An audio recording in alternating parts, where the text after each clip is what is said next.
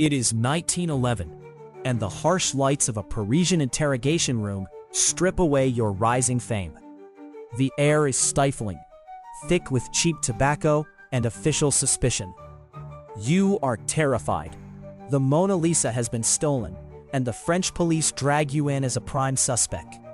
Facing the sudden, agonizing threat of deportation, your composure crumbles completely. You weep openly in court. To save yourself from exile and the ruin of your ascendant career, you falsely testify that you do not know your close friend, the poet Guillaume Apollinaire. Survival trumps loyalty. For Pablo Picasso, this betrayal establishes a fundamental law of your existence. The relentless, consuming drive to dominate both art and people requires transforming every aspect of life, and every person in it, into disposable fuel for your own creation. Even a visionary genius is vulnerable to raw panic, and you will sacrifice anyone to protect your own trajectory. This absolute need to survive and conquer begins with your very first breath. On October 25, 1881, in Malaga, Spain, you are born so frail that the midwife presumes you are stillborn. It is only when your uncle, a doctor, blows a thick cloud of cigar smoke directly into your tiny face that you sputter into life. From that violent inhalation, you grow into a boy with an almost supernatural compulsion to create. Your first spoken word is piz, a desperate infant demand for a pencil. When your teachers banish you to the bare-walled calaboose detention cell, you do not suffer. You rejoice in the glorious, uninterrupted time to sketch. Your talent is a force of nature that effortlessly consumes the traditional authority of your upbringing. By the time you are 13, your father, a traditional academic painter, examines your drawing of a pigeon. Realizing he has been utterly surpassed by his own son, he dramatically hands over his brushes to you, vowing never to paint again. There is a dark symmetry in a father surrendering his life's work to a child. As the prodigy, you do not merely succeed the parent, but actively erase him from the artistic record. Having consumed your father's academic tradition, you must find new boundaries to shatter. In 1900, you relocate to Paris, the undisputed art capital of Europe. You settle in a dilapidated building known as the Bateau Lavoir, plunging into an extreme bohemian squalor. The floorboards rot beneath your feet, and the winter cold seeping through the cracked windows is so profound that you are forced to burn your own finished canvases just to keep warm.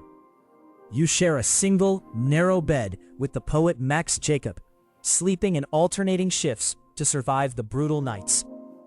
Then comes the devastating loss of your close friend Carles Casagemas, who takes his own life. Rather than letting overwhelming grief destroy you, you cannibalize the misery. You forge a new, somber visual language steeped in blue and blue-green palettes, obsessively painting beggars, the blind, and prostitutes. You learn to weaponize your deepest material suffering, transmuting it into your first highly distinct stylistic era. Slowly, your financial circumstances and relationships begin to stabilize. Between 1904 and 1906, vital networks of wealthy expatriate patrons pull you from the brink of absolute destitution. Reflecting this tentative hope, your palette thaws into the warmer oranges and pinks of your rose period. But mere survival and financial stability are not enough. True artistic supremacy requires the courage to alienate your closest allies and violently destroy centuries of visual tradition. In 1907, you isolate yourself to create a masterpiece that will shatter the very foundations of Western art. Drawing crucial stylistic catalysts from ancient Iberian sculpture and African masks, you aggressively dismantle traditional perspective. The result is Les Demoiselles d'Avignon, a painting so jagged and uncompromising that it deeply shocks even your closest avant-garde peers. For Picasso, Aesthetic conquest means appropriating ancient cultures to invent Cubism. We often romanticize the avant-garde as a fearless brotherhood of innovators. Yet your truest revolutionary acts are solitary, driven by an ego so massive it prefers the isolation of controversy to the comfort of peer approval. Your aesthetic rise is undeniably bold, but it masks a fiercely guarded vulnerability. As demonstrated by your weeping panic in court over the stolen masterpiece a few years later, the underbelly of your rebellion is fragile. You are eager to break the visual rules of art, but terrified of losing your physical place in a city that allows you to break them. As you enter your 50s, this compulsion to dismantle the world around you bleeds irrevocably from your canvas into your personal life. Externally, the name Picasso stands as a global symbol of anti-fascist defiance. In 1937, enraged by the brutal bombing of defenseless Basque towns by German and Italian warplanes, you paint the massive 11 by 25-foot mural Guernica in a furious 35-day frenzy. You decree this monumental anti-war statement cannot return to your home country until democracy is restored. Yet internally, you operate as an absolute dictator, engineering human suffering in your own studio to feed your creative monstrosity. During the very period you are drafting Guernica, you command your lovers, Marie-Thérèse Walter and Dora Maar, to fight over you. The two women literally wrestle on the floor while you calmly continue painting, extracting dark energy from their humiliation. Your intense psychological cruelty is inextricable from your furious genius. You utilize the recurring motif of the Minotaur, a labyrinth-trapped beast demanding human sacrifice, as a blunt representation of your own violent, insatiable masculine drives. As your affection for your first wife, Olga Koklova, curdles into hostility, your depictions of her mutate from smooth neoclassical perfection into violent, jagged, toothy monsters. Yet no dictator can maintain absolute dominance forever, and eventually, your psychological vampirism meets a boundary it cannot break. You view all women in extreme binary terms, declaring directly that they are either goddesses or doormats. For decades, your manipulation exacts a devastating toll, leaving behind a wake of ruined muses that includes two taking their own lives, and another suffering a severe mental breakdown. Then, in 1953, your partner Françoise Guillot does the unthinkable. She successfully leaves you and takes your children.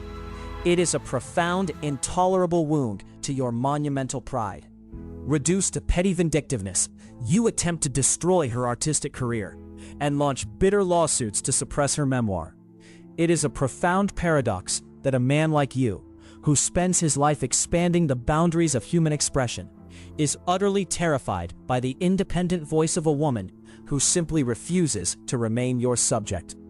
Your inability to handle this loss of control proves that you cannot contain everyone within your personal labyrinth.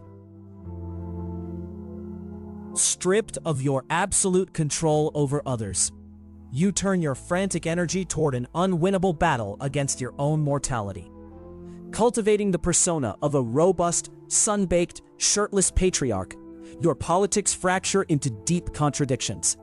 You proudly align with official post-war communism, while insisting on a lifestyle of immense wealth, flanked by luxury villas, private chauffeurs, and a fleet of loyal servants.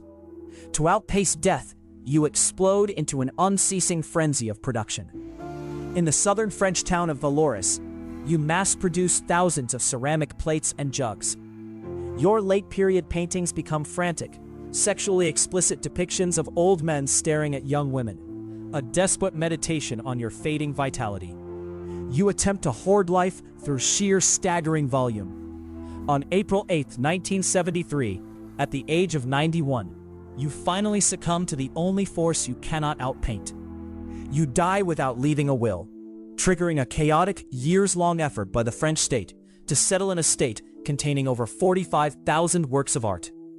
You leave behind an empire as brilliant and unmanageable as your own insatiable spirit, proving to the very end your relentless consuming drive to dominate both art and people, transforming every aspect of life into fuel for creation.